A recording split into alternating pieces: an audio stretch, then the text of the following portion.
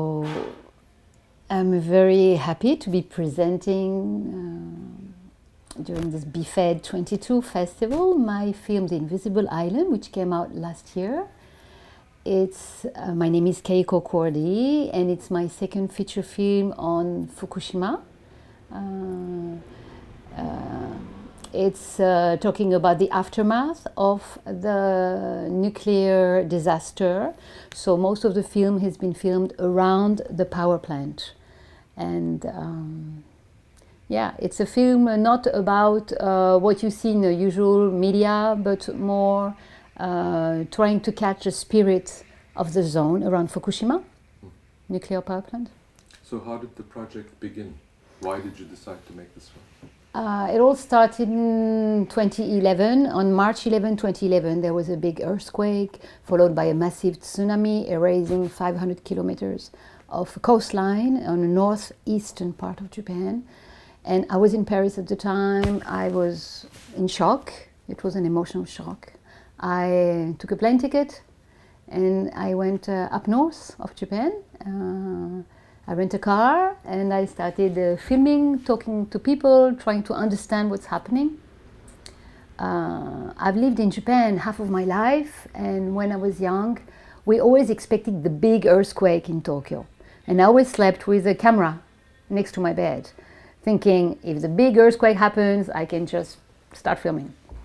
And so this always remained in my mind. And also I was in Japan when there was a big earthquake in Osaka, Kansai region, in 1995.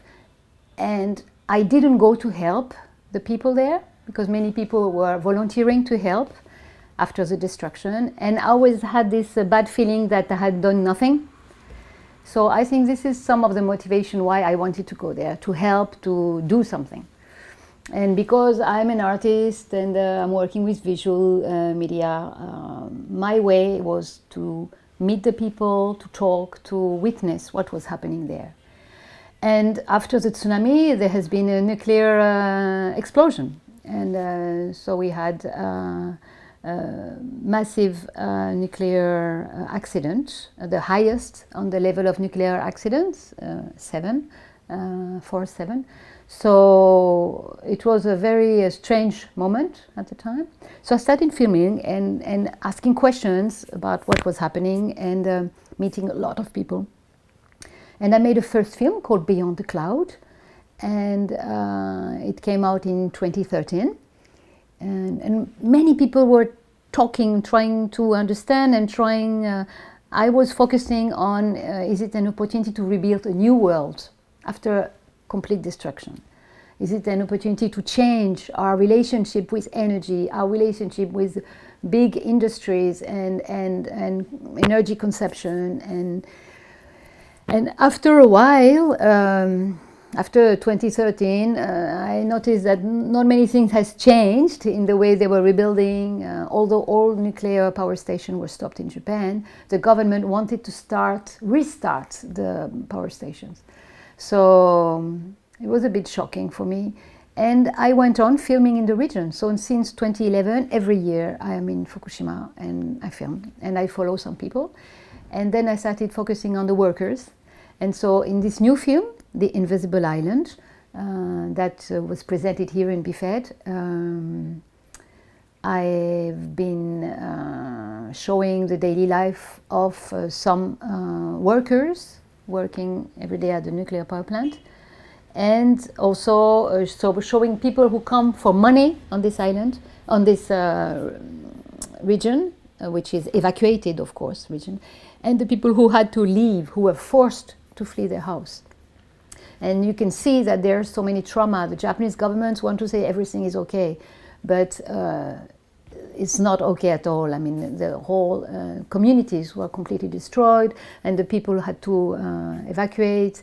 And what we call a resilience, I mean, the way to rebuild yourself, it's not like in an instant. And the Japanese government had they had in 2020 a big Olympic Games in Tokyo, and they wanted to clean up the region as fast as possible because Olympic people were coming to train in Fukushima, because next to the power plant is the biggest stadium of Japan. It's a national stadium, and just next to where I was staying, where my workers were staying in Hirono, is called J Village, and J Village is the biggest soccer football stadium. And they had, I don't remember, 6, 7 or 8 stadiums.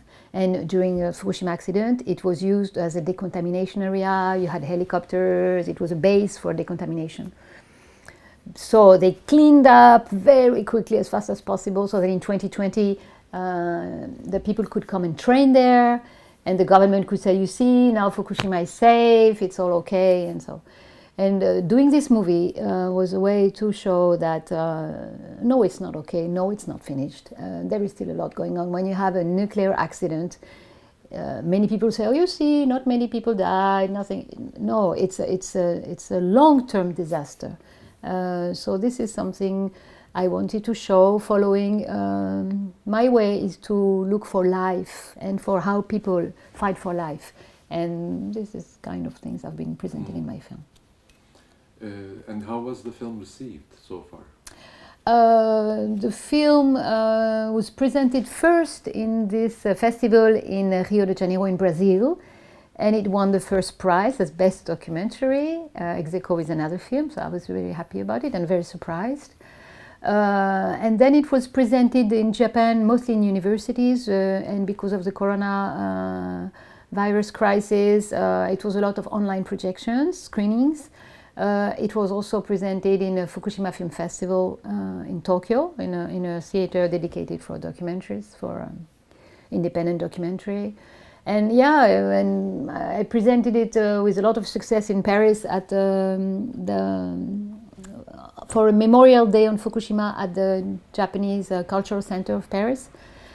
Like, it was like a full house, people were queuing outside to see the film, and it was really... I think people in France, they don't, because we are a nuclear country, on March 11, nobody really talked about it, although it was the 10th anniversary of Fukushima last year in 2021, when I released my film. And it was very strange because the media didn't talk about it. I don't mean about my film, but generally speaking. It was really, although it's 10th anniversary, which is a big anniversary, and it's a major accident. So with the Japanese Cultural Center, we decided to do something. It was in September because of Corona, we could not do in March. And I was surprised that, yeah, so many people came and long discussions and so, yeah. And it was in a few festivals, in a few other festivals, and yeah. And these new policies about nuclear energy, restarting power plants, building new nuclear technologies, etc. I mean, how do you feel about this based on your experience of making this film? I am very surprised, and it seems like the world is going backward. And as we say in French, it's like you walk on your head. You walk on your head. It's just that it's so absurd that they're presenting nuclear energy as a green energy, which is what the French president has been saying, and which is now what the Japanese Prime Minister Kishida just announced last August, to restart and build new, smaller scale, what they say safer power plants. Because when you know the uranium that is needed, when you know the risk for the accident, when you know that nobody has found a solution for the wastes problem, so it's completely absurd. And for sure we're going to have other accidents. In France we have so many reactors, they're getting old, now they passed the time. And I think people haven't understood, it seems that people don't understand if it doesn't happen in their own house, in their own home,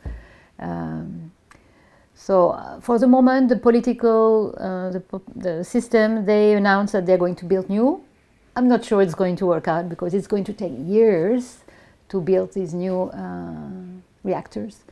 And it's not a solution for the fast climate change that we're experiencing. This summer in France was the hottest summer ever that has been recorded in the 21st century. So something is going to happen for sure, but I don't think they've made it. This is my opinion. Yeah. And what is the importance of having documentaries like yours in this context of, for example, when you said on the 10th anniversary of Fukushima, the French press didn't really pay attention to the importance of this particular disaster.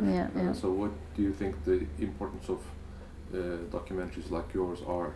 I think there are little stones. They are little stones in a system. And the more people discover these little stones, maybe the more consciousness can grow. Because it's only my particularity is I go I go where it happens. You know, I don't look at things from far away. I go there. I'm in the middle. I'm together with the people there. And this testimony, I think, is very important.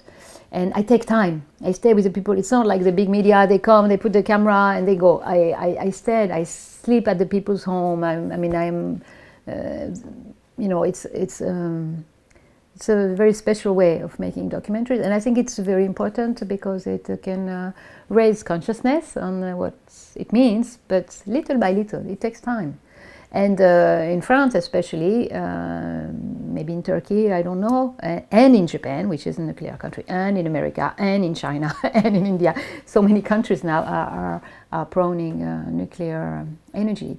But it's very hard to have your voice heard, but still there is a history of people fighting and denouncing, especially after Chernobyl, because France was very much affected by Chernobyl, especially southwest of France and Corsica. So, I think this kind of documentary are helping little by little. And you, when making this documentary, you have a very specific position, because you're somewhat of an outsider, but you're also somewhat of an insider, because as you said, you spent half of your life in Japan, you speak Japanese. So can you talk about that aspect of your experience of making this film, being an insider and an outsider simultaneously, maybe? This is actually a very, very interesting question, and I experience it all the time when I film in Japan. Japanese culture is a kind of a closed culture. You have to belong to the circle to be accepted to open, for the people to open. And I don't know, I speak Japanese and I like people. And I think they feel this love I have for Japan and for people. And so the people are usually very open with me. But the nuclear workers, it's not easy, because it's not only men, mostly men, but it's also an industry behind them, and it's their boss, and it's a culture of secret. This is a problem with the nuclear industry. It's a culture of secret. They don't open things. They don't say things. So in that sense, it took some time for me to be able to get in. But once they got me in, and then they were pretty open. And Japanese people, they are very special. It's a special culture. They like if you are sincere, and they can feel it. And if you come really with your heart open, really show interest, real interest for them, not just like this, then they can give a lot to you. And this is what has been happening with me.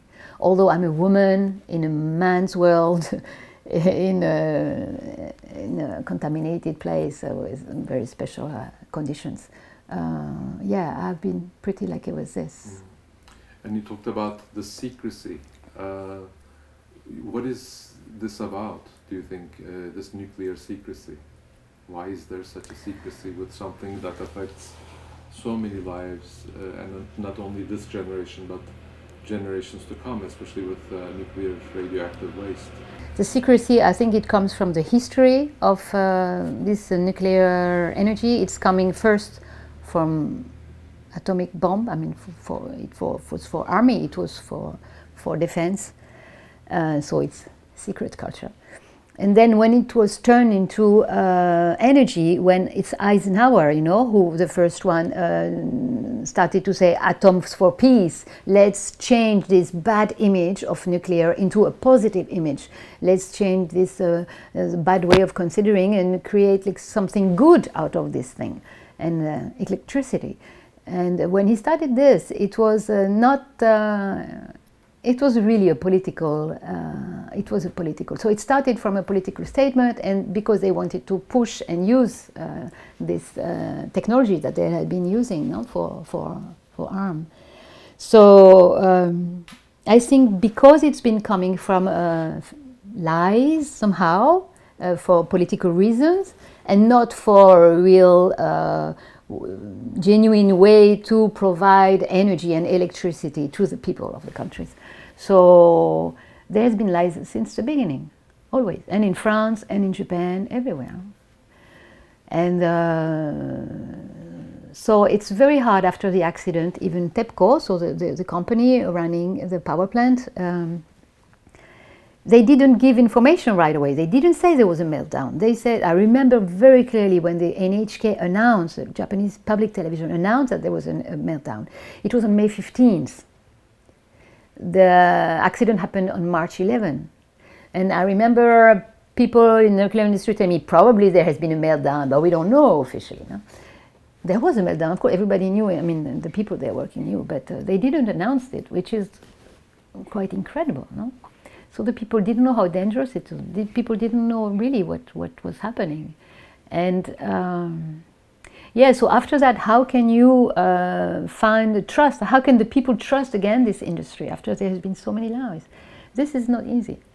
They're trying to. I mean, TEPCO is like having a communication. I mean, they're trying to say, explain everything they're doing and trying to say how hard they are working to clean up the place. I met with the director of this whole region disaster working for TEPCO who wanted to clean up the place. He was like, and he seemed to be a nice guy, saying, I feel so bad about what's happening and I really want to clean up the place as much as possible with the people. I dedicate my entire life now to clean up. You know how Japanese can be dedicated. And it's very strange. He seemed to be really sincere, but at the same time, I mean, this industry behind him is you cannot completely trust them. And that's the problem with water release. They're going to release water in the ocean. You know, they made this plan. And it's true that they're going to clean it up before releasing it, so there will still be radioactive elements in it, but in a very little quantity, and they're going to release it little by little. So you might think, all the scientists say it's okay. Everybody in every power plant, they do it, you know. It's okay. But then you think, but then they tell you it's okay, but who knows if in the tanks one day there is an element that hasn't been treated, and in fact, who is going to check? You know, you cannot just believe TEPCO saying it's okay, you know. So we need independent checkings, we need independent people looking at what they're doing. And this is not organized in Japan yet. So this is why it's very hard to restore communication with people. Anything else that you would like to say? Maybe.